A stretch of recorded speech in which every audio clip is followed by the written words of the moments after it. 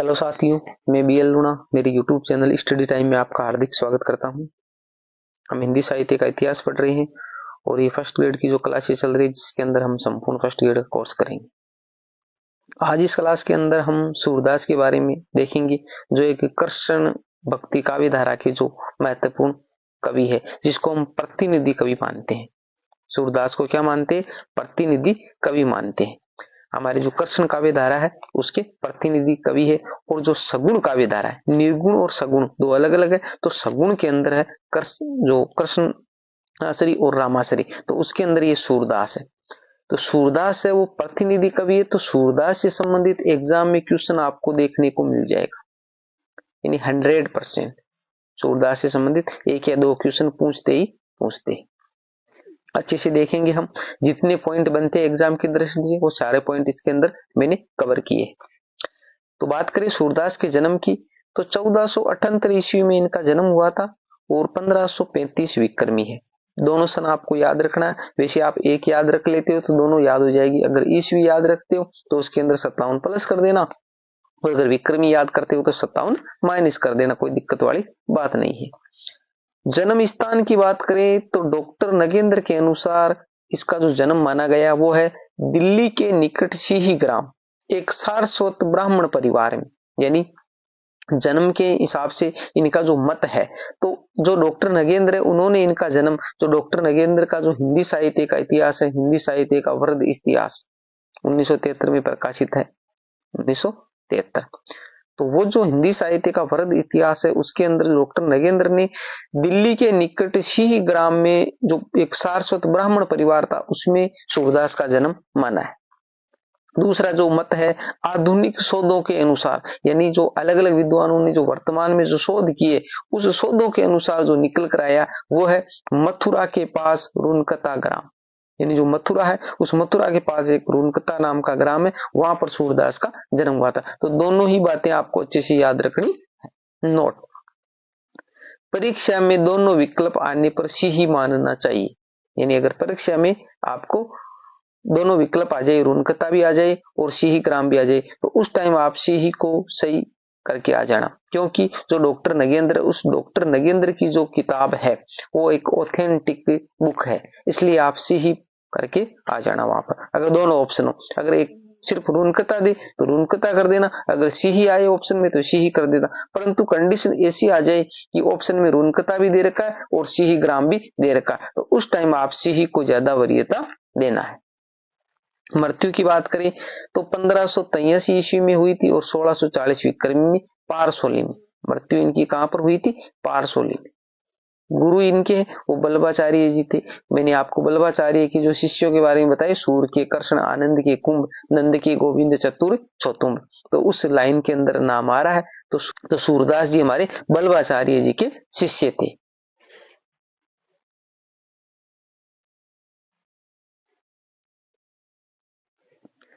गुरु से दीक्षा ली 1509 या 10 ईस्वी में पारसोली में, जहां पर इनकी मृत्यु हुई थी, वहां पर इन्होंने गुरु से दीक्षा ली 1509 या 10 में।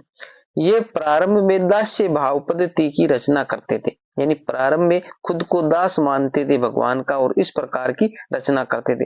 परंतु बाद में ये है वो क्या है, बल्लभाचार्य की आज्ञा से इन्होंने सख्य वात्सल्य माधुर्य भाव पद्धति को अपनाया। यानी पहले ये भगवान का दास मानते थे और दास्य भाव की भक्ति करते थे। बाद में जब इन्होंने दीक्षा ली किससे? बल्लभाचार्य जी, तो बल्लभाचार्य ने इनको जो आज्ञा दी कि आप जो सख्य भाव की, यानी भगवान को दोस्त के रूप में मानो, वात्सल्य के हिसाब से, माधुर्य भाव की जो पद्धति है उसके हिसाब से आप उनसे जो भक्ति करो। काव्य भाषा की बात करें तो ब्रज है इनकी। काव्य भाषा क्या है? ब्रज है। शैली इसकी पद्य शैली है। ये सारे क्वेश्चन पूछे गए, आपको एक एक पॉइंट पर अच्छे से ध्यान रखना है। कुछ प्रमुख पंक्तियां हैं वो भी देख लेते हैं जो सूरदास से संबंधित है, अक्सर एग्जाम में पूछी जाती है। मेरो मन अनंत कहाँ सुख पावे, जैसे उड़ी जहाज को पंछी फिरी जहाज पे आवे। यानी इसका मतलब यह है कि जो मेरा मन है वो कहीं पे चैन से नहीं रह पाता है। क्यों नहीं रह पाता? भगवान के बिना। जैसे एक पंछी होता है, जैसे समुद्र होता है, उस समुद्र के अंदर जैसे एक नाव है और उस नाव पर पंछी बैठा हुआ है।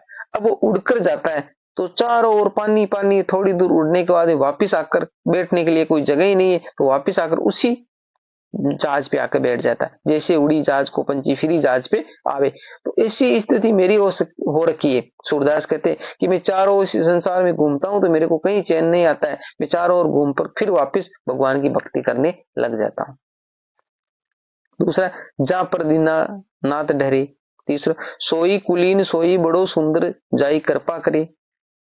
चार, सूर हवे काहे को दिदियात हो कछु भगवत लीला करियो आचार्य बल्लभाचार्य। ये लाइन उससे संबंधित है कि पहले ये दास्य भाव की भक्ति करते थे और उसके बाद में बल्लभाचार्य ने जब इनको आज्ञा दी तो ये सख्य भाव की, माधुरी भाव की, ठीक है, ये भक्ति करने लगे। तो उस टाइम की ये जो लाइन है वो कही गई है, बल्लभाचार्य ने कही थी, सूर हवे के काहे को दिदियात हो, यानी सूर होकर आप काहे को डरते हो कछु भगवत लीला करियो, यानी भगवान की लीला करो। तो ये आचार्य बल्लभाचार्य ने कही थी। अब यहाँ से क्वेश्चन कैसे बनाते हैं, ये लाइन देखकर आपसे पूछेंगे ये लाइन किसने कही थी, तो बल्लभाचार्य ने कही थी। ये लाइन किसके बारे में कही थी, सूरदास के बारे में कही थी। तो ये आपको ध्यान में रखना है। अब इनकी प्रमुख रचनाएं हैं, सूरदास जी की प्रमुख रचनाएं और महत्वपूर्ण रचनाएं, 3 रचनाएं हैं, वो मोस्ट है, ठीक है, तीनों रचनाएं। तो आगे पैराग्राफ में हम देखते हैं उसको। पहली जो रचना है सूर सागर, और ये बहुत ही मोस्ट रचना है। इनके जो प्रसिद्धि का जो आधार है वो सूर सागर है। ये इनकी सर्वश्रेष्ठ रचना है। इसका आधार स्रोत श्रीमद् भागवत पुराण के 10वें स्कंद का 46वां व 47वां अध्याय है। यानी जो सूर सागर है, इस सूर सागर में हमारे को क्या मिलता है, तो ये जो सूर सागर है, इस सूर सागर में जो इसका आधार स्रोत है, यानी इसका जो मैटर कहां से लिया गया, तो वो श्रीमद् भागवत पुराण है। उस श्रीमद् भागवत पुराण का 10वें स्कंद यानी 10 नंबर का जो पाठ है वह 46वां व 47वां अध्याय, उसके अंदर जो अध्याय है अलग अलग जो 10वें स्कंद के अंदर, वो यहाँ इसके अंदर है हमारे सूर सागर में। तो ये भी याद रखना। इसका प्रकाशन नागरी प्रचारणी सभा काशी ने किया था। इसका जो प्रकाशन हुआ सूर सागर का, वो प्रकाशन किसने किया, नागरी प्रचारणी सभा काशी ने किया। ये नागरी प्रचारणी सभा है, वो एक क्या है, संस्था है जिन्होंने इनका प्रकाशन किया है। ये नागरी प्रचारणी सभा की स्थापना कब हुई थी, मैंने आपको पढ़ाया है, अभी मैं आपको नहीं बताऊंगा, आप मेरे को कमेंट करके बताइए। अगर आप मेरे चैनल से नियमित जुड़े हुए तो मैंने जो क्वेश्चन आंसर कराए उनकी व्याख्या जब की है तो वहां पर मैंने आपको इसको अच्छे से समझाया, बताया है। आगे आएगी तो हम बताएंगे इसको। आप मेरे को कमेंट करके बताइए कि आप मेरे चैनल से नियमित जुड़े हुए हो या नहीं हो।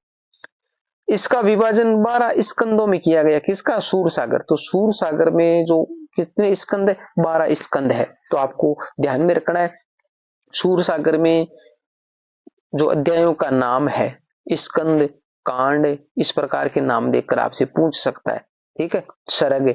तो आपको ध्यान रखना है कि सूर सागर में 12 स्कंद है और वो उसका नाम क्या है, स्कंद दे रखा है। अध्यायों का नाम क्या दे रखा है, स्कंद दे रखा है। ऐसे क्वेश्चन भी पूछते, हम क्या इसको हल्के में ले लेते और आपको पता नहीं चलता है। तो इसके अंदर आपसे पूछ सकता है कितने स्कंद है, 12 स्कंद है। पाठों का या अध्यायों का नाम क्या दे रखा है, तो स्कंद दे रखा है। इसके 10वें स्कंद में सर्वाधिक पद है। जो 10 नंबर का स्कंद है उसमें सर्वाधिक पद है, क्योंकि पद्य से लिए तो पद है उसमें। आचार्य शुक्ल, सूर सागर किसी चली आती हुई गीत काव्य परंपरा का चाहे वह मौखिक ही रही हो पूर्ण विकास सा प्रतीत होता है। ये मोस्ट लाइन है।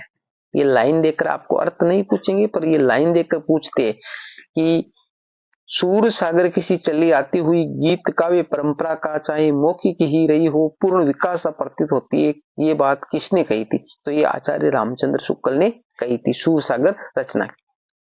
डॉक्टर नगेंद्र ने इस रचना को अन्योक्ति एवं उपालंब काव्य कहा है। किस रचना को, सूर सागर को। जो सूर सागर रचना है, सूर सागर, उसके बारे में यहाँ पर गया और यहाँ पर सूर सागर। तो डॉक्टर नगेंद्र ने इसको अन्योक्ति एवं उपालंब काव्य कहा है। उपालंब का मतलब ऐसे ओळमा होते हैं, हम किसी को जैसे किसी कोई गलत काम कर लेते हैं तो उसको हम ओळमा देते हैं ना, मारवाड़ी में कहते, तो वो उपालंब, उसको उपालंब बोला जाता है।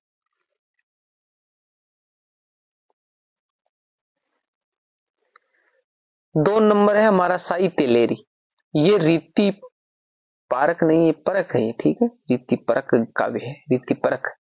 तो साहित्य लेरी वो एक रीति परक काव्य, इसमें दृष्टिकूट पदों में राधा कृष्ण की लीलाओं का वर्णन है। यानी दृष्टिकूट पदों में राधा और कृष्ण की जो लीलाएं हैं उनका वर्णन है। 118 पद है इसके अंदर। कितने पद है? 118। तो साहित्य लेरी के बारे में इतना लंबा चौड़ा नहीं पूछते भाई। साहित्य लेरी किसकी रचना है? सूरदास की है। या ये किस प्रकार का ग्रंथ है? तो रीतिपरक ग्रंथ है, ये अलंकार है, इस प्रकार का रस है, तो इसे नाम दे तो रीतिपरक ग्रंथ है। और इसके अंदर क्या है? दृष्टिकूट पद है, जो राधा और कृष्ण लीलाओं का वर्णन है, 118 पद है। आगे है हमारा सूर सारावली। सूर सारावली, इसके अंदर 1107 छंद है, 1107 छंद है।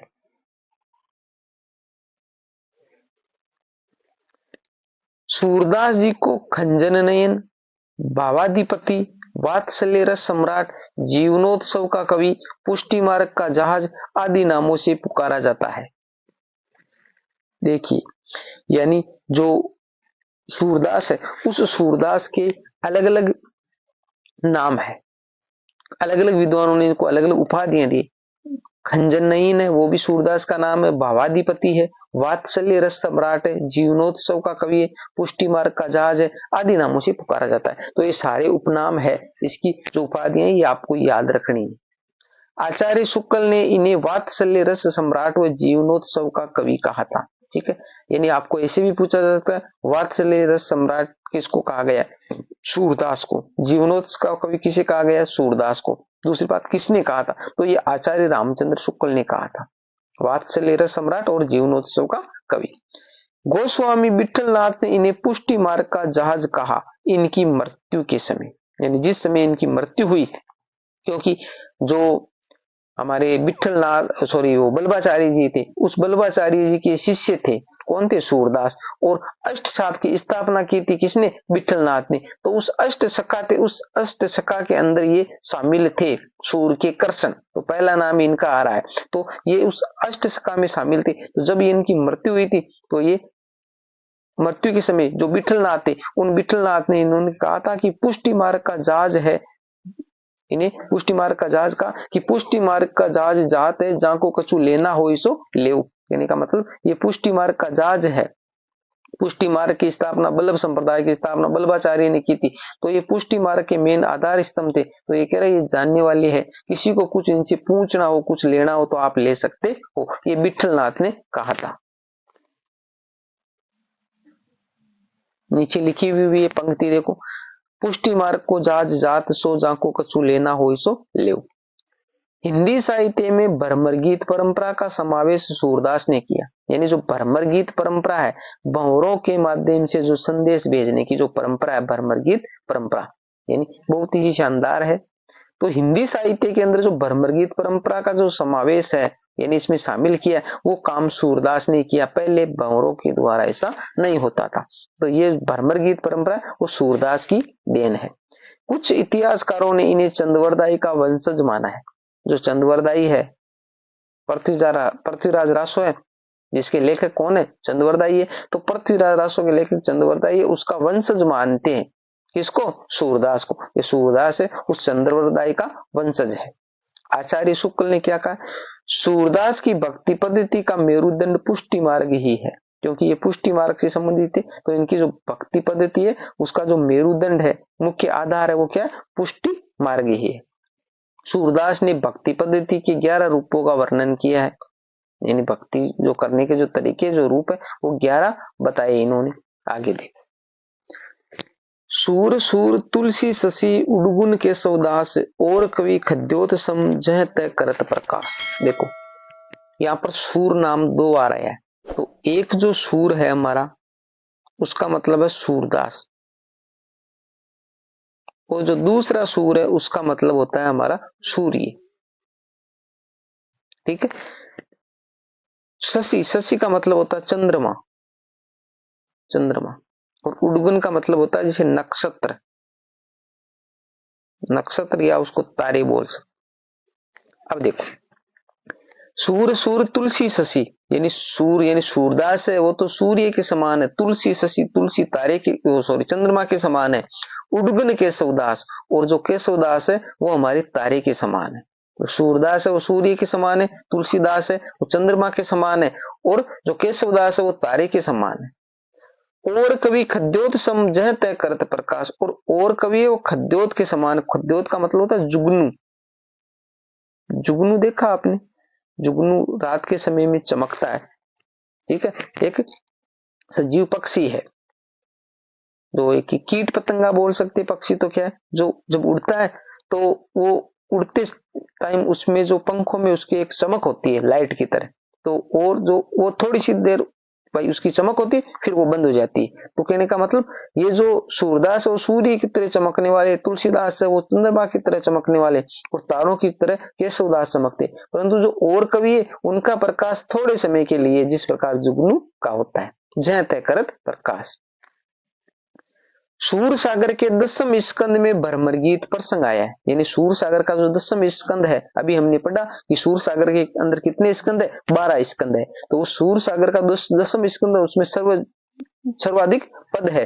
तो उस 10वें स्कंद के अंदर भ्रमर गीत प्रसंग आया है। हिंदी साहित्य में प्रचलित प्रमुख भ्रमर गीत प्रसंग, यानी हिंदी साहित्य के अंदर कौन कौन सी जो रचनाएं जिसके अंदर भ्रमर गीत प्रसंग आए हुए हैं। तो देखो, भ्रमर गीत जो सूरदास की रचना है, जो भक्ति काल में हुई थी, क्योंकि अभी हम भक्ति काल ही पढ़ रहे हैं। भंवर गीत है जो नंददास की रचना है, वो भी हमारे भक्ति काल के अंदर ही है। भंवर गीत है जो नंददास की रचना है, जो हम आगे वाले में पढ़ेंगे, क्योंकि ये तो कृष्ण भक्ति जो काव्य धारा है ये पढ़ रहे हैं, तो आगे उसका आएगा नंददास के बारे में। तो जो भंवर गीत है वो किसकी? नंददास की, वो भी भक्ति काल में। तो भंवर गीत और भ्रमर गीत थोड़ा थोड़ा अंतर है, याद रखना है। भ्रमर गीत है वो सूरदास की है, और भंवर गीत है वो नंददास की है, दोनों ही भक्ति काल में हुई है। इसके बाद में भ्रमर दूत, तो भ्रमर दूत है वो सत्यनारायण कविरत्न की, जो द्विवेदी युग में जो आगे आएगा, जो आधुनिक काल है उसमें। फिर ये प्रवास है वो अयोध्या सिंह उपाध्याय की, जो 1914 ईस्वी में रचित है, वो भी द्विवेदी युग में है। उद्धव शतक है वो जगन्नाथ दास रत्नाकर की है, जो भी द्विवेदी युग में। तो ये जो रचनाएं हैं, इन रचनाओं में भी भ्रमर गीत प्रसंग आया है। तो मैंने यहाँ पर इसलिए इसको एक जगह लिख दिया है। अब सूरदास थे, उस सूरदास से संबंधित इतने ही क्वेश्चन बनते हैं, और अगर आप इतना सूरदास के बारे में वर्णन पढ़ लेते हो तो सूरदास से संबंधित आपका क्वेश्चन गलत नहीं होने वाला है। इसके बाद भी अगर कोई क्वेश्चन बाहर से आता है तो आप इतना पढ़ने के बाद में उसको अनुभव के आधार पर भी कर सकते हो, ये मेरी गारंटी है। तो आप सूरदास के बारे में जो मैंने आपको बताया इतना मैटर आप अच्छे से कर लीजिए। अब इसके बाद में कुंभन दास, तो कुंभन दास है वो हम अगली क्लास के अंदर देखेंगे। उम्मीद करता हूँ ये क्लास आपको अच्छी लगी होगी। अगर अच्छी लगी है तो इसको लाइक करिए, अपने दोस्तों के साथ में भी शेयर कीजिए। मिलते हैं अगली वीडियो में, तब तक के लिए जय भीम, जय भारत।